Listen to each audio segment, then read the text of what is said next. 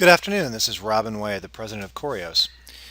I get the opportunity to work with a lot of chief marketing officers and the heads of community banking for medium and small tier banks around the country.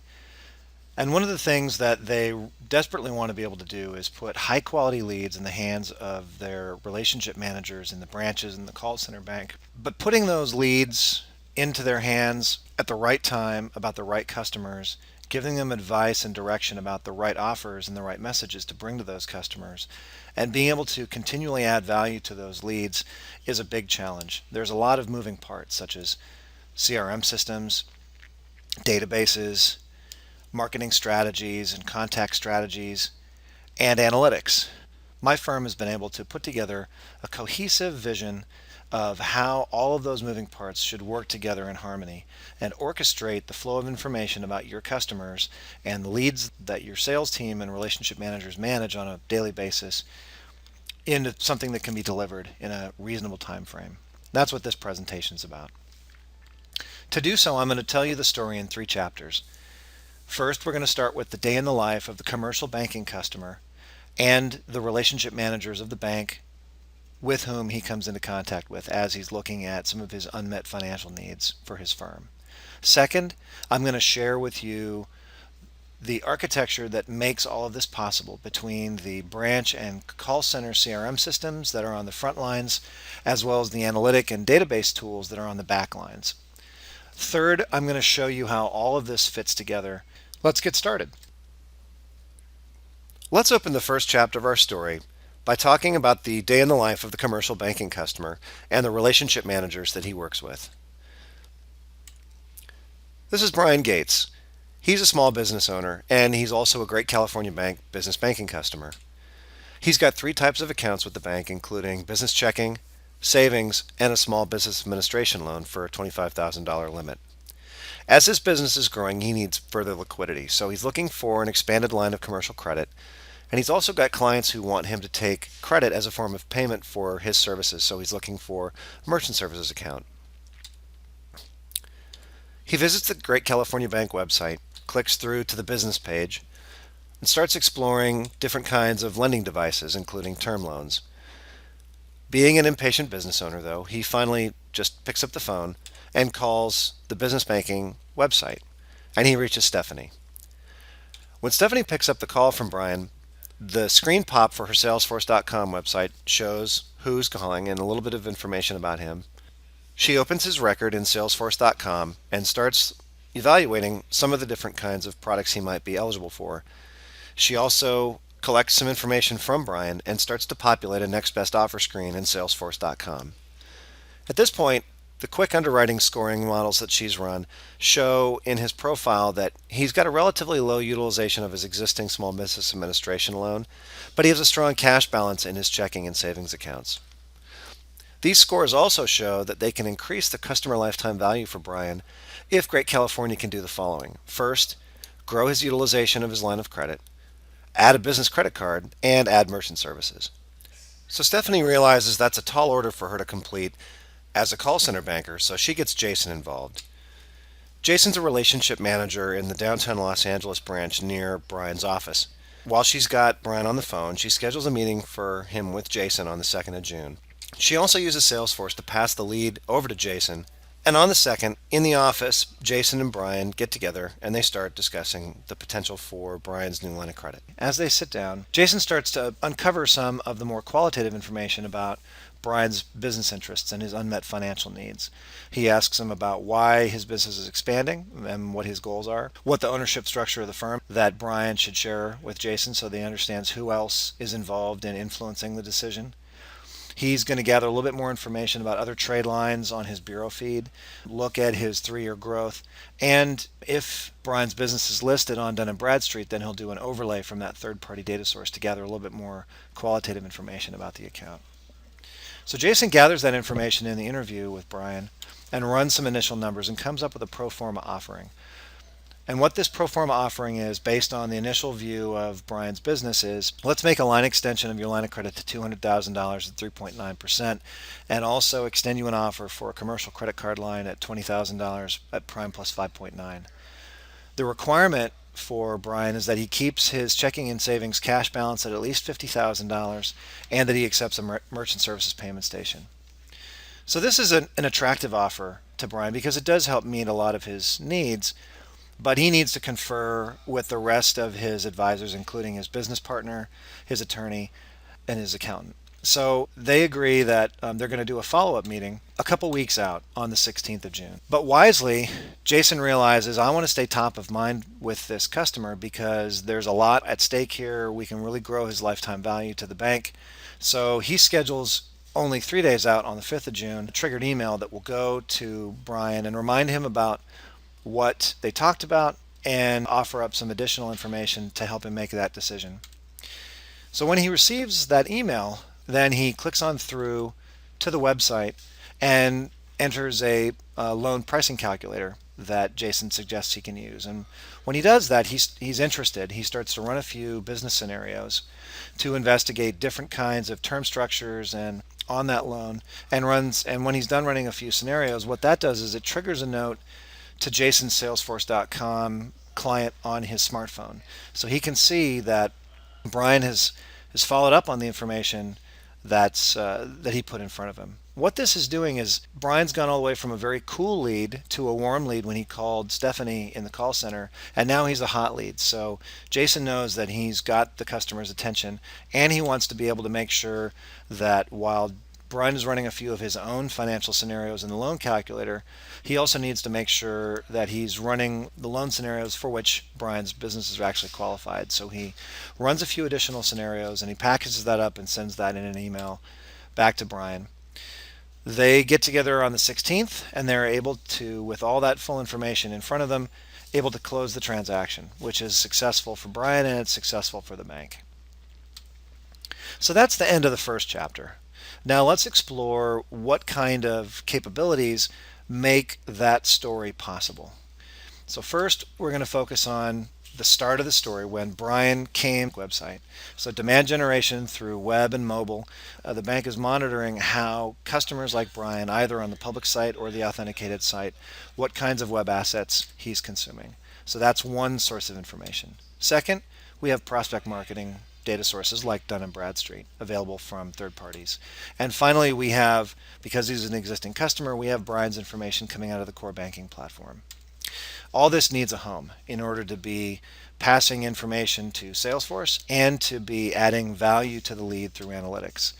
So the first capability that comes to play to organize this information is householding and buying team identification. This is capability that identifies that not only Jason and Stephanie have been talking to Brian, but probably somebody's been working with his junior partner in the business.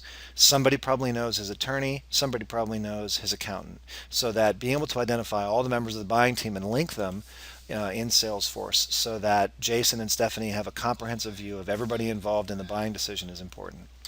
Second, scheduled messages like the email that Jason sent to Brian 3 days after their initial face-to-face meeting gets done through campaign management.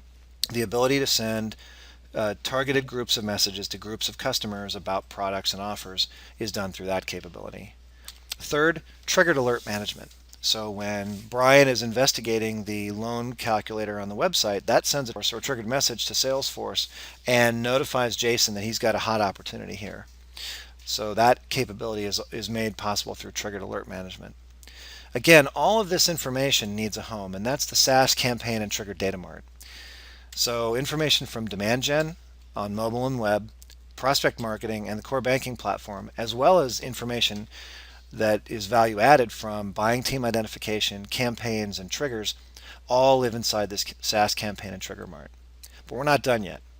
We've also got the branch and call center CRM system. So let's assume in bank's case that might be Salesforce.com. So both Stephanie and Jason use this platform to exchange information and store updated information about Brian as they continue to work with him. That information lives inside the CRM database associated with Salesforce.com. Finally, the third major leg on this stool is analytics. So through predictive scoring and offer optimization, we're able to identify what are the right kinds of offers, what's the right mix of pricing, what's the right term structure that not only maximizes meeting Brian's unmet financial needs for his firm, but is also qualified against lending policy and credit policy small business customers like his company. So that information lives inside the SaaS Marketing Analytics Mart. All of this then gets funneled back and synchronized back to the SaaS Campaign and Trigger Mart. The marketing information, the marketing analytics information, and the Salesforce information all flows in an orchestrated manner, as well as the feeds coming in from demand generation, prospect marketing, and the core banking platform. To show you what this looks like in a real world context, let's flip over to salesforce.com. So here's Brian Gates' information inside salesforce.com. And looking at his next best offer information, we've got information about both his loan request, such as what's the value of his current property, what's the amount of the loan request, and some information coming from his bureau feed, such as the age of the oldest credit line in months and the number of credit lines he has, his current debt to income ratio, and so on.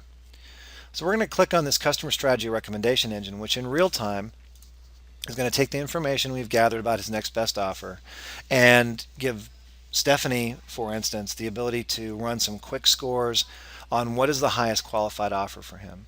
So we see he's got 6 credit lines, either with the bank or with other banks. His current debt to income ratio is 40%.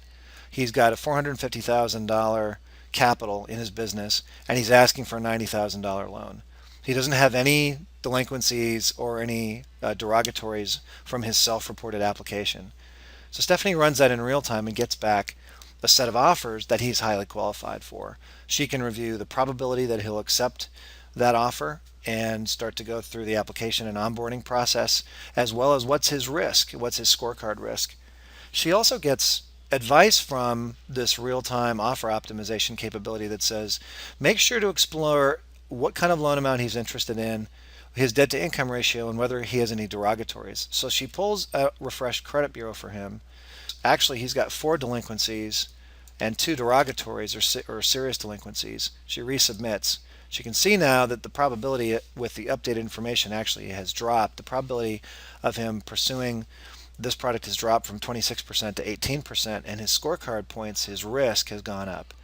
So this gives her the ability to run real-time information about what kinds of offers to give him and what sort of qualification to drive the conversation with the client. Now let's return to the third chapter in our story. We opened by meeting Brian Gates, the great California bank business banking customer, who needed an expanded commercial line of credit in order to keep growing his business. When he visited and logged into the Great California Bank website, he started navigating throughout the web to explore information about commercial term loans. And this is information that starts to change his profile with the bank. Web beacons on the website are tracking that he's getting impressions on web assets about products he doesn't currently own. So what that does is it's changing his profile to the bank and making him look more attractive as a cross-sell option. When Brian calls Stephanie in the business banking call center, that further escalates his scores because now he's gone from navigating on the web to calling a call center banker. Stephanie knows that she can't complete this transaction, so she collects the appropriate amount of information for this interaction and gets ready to pass the lead over to Jason. So Jason and Stephanie coordinate via Salesforce.com. She also schedules the meeting with Brian for the 2nd of June and makes sure that Jason's got that information that he's going to be able to take that meeting. She also physically passes him that lead. What happens at that point is that the credit and CLV scores that she ran in Salesforce get updated in the analytics database so that Jason can see that information. And all the contact channels, such as the web, the call center, and the scheduled branch visit, go into the contact history file. What happens next during the in-person interview, that sort of information is used to qualify how much of a loan and how much exposure the bank is willing to put into that expanded line of credit.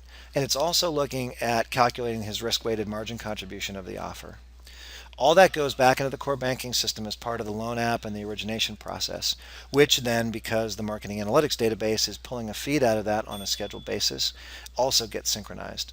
When Jason makes the initial offering of that pro forma for Brian, that's based on offer optimization and predictive scoring tied to all the info that's been gathered about Brian's business up to that point. Brian says to Jason, that he needs a few weeks to confer with his business partner and his advisors. And he also wisely schedules that 3 day follow up for the email.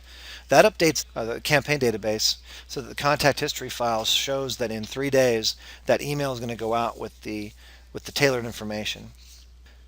What happens next is Brian receives the email on the 5th, goes to the website and starts to loan pricing calculators, which also triggers that lead that shows up in Jason's Salesforce.com on his smartphone. There's tons of things going on right now. All this orchestration about the touches, about the web assets being navigated, about the loan calculator scenarios are all being stored in a centralized location. And it sends an alert via real-time triggering to Jason to let him know, hey, get on the phone with this customer because he's a hot lead.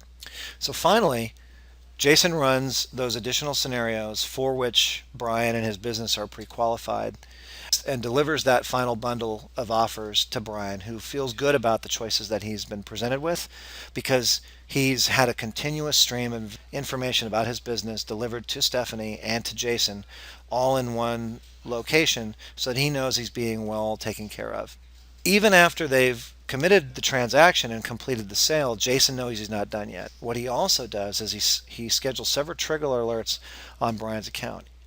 Remember that it's important to the bank in order to maximize the growth in the customer lifetime value for Brian's account that he needs to make sure to utilize the line extension that they've opened up for him so that there's a good margin capture as a function of the additional exposure. Jason also sets up a trigger to monitor that Brian's business activates the card payment station through the merchant services. And finally, Jason decides to set a 6-month follow-up visit to go visit Brian at his place of work so that he can stay close with this customer whose relationship he's been nurturing. All of this sets the stage for Jason to have a really strong relationship with this growing business and the profitability that gets leveraged through that relationship. So that wraps up our story about Brian Gates, our business banking customer of Great California Bank. While this story is hypothetical, these results are real. Corios has helped banks throughout North America produce valuable contributions to margin through next best offer strategies, and we'd like to help you do the same. Visit our website at coriosgroup.com/harmony to learn more about how we've helped banks just like you use next best offer strategies throughout their branch, call center, and online sites to earn more margin contributions and serve their customers more effectively. Thanks and have a great day.